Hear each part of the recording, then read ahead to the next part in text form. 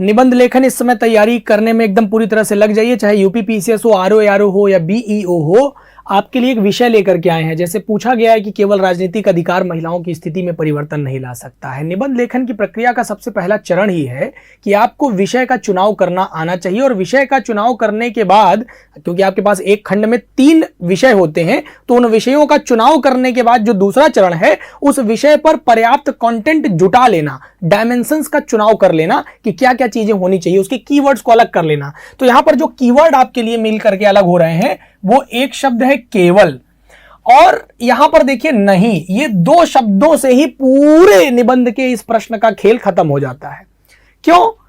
कि केवल राजनीतिक अधिकार महिलाओं की स्थिति में परिवर्तन नहीं ला सकता। मैं इसी को थोड़ा सा ट्रेंड चेंज करके बोलता हूं, भैया देखो मुझे भूख लगी है, लेकिन केवल रोटी से मेरा पेट नहीं भरेगा।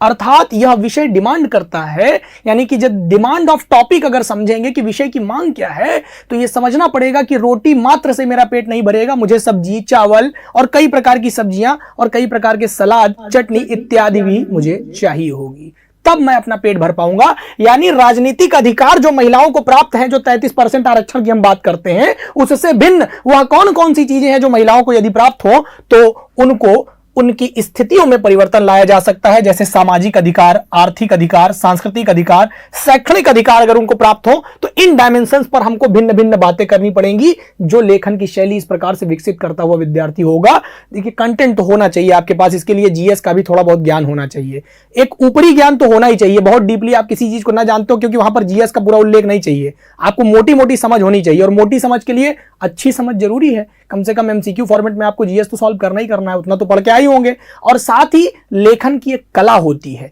किस चीज को कहां, किस शैली में, किस चीज के साथ जोड़कर लिखना है और कैसे लिखना है, यह तो बेटा बिना अभ्यास के संभव नहीं है। तो वहां पर आप बताएंगे, जैसे सामाजिक अधिकार में पितृसत्तात्मक सत्ता है तो महिलाओं की स्थिति में परिवर्तन, बाल विवाह होने की वजह से महिलाओं की स्थिति, दहेज प्रथा होने की वजह से महिलाओं की स्थिति, जातीय असमानता के कारण महिलाओं की स्थिति, और सामाजिक कुछ बाधाएं हैं जिनसे महिलाओं की स्थिति में परिवर्तन नहीं लाया जा पा रहा है। अगर ये सभी दूर कर दिए जाएं तो उनकी स्थितियों में परिवर्तन लाया जा सकता है।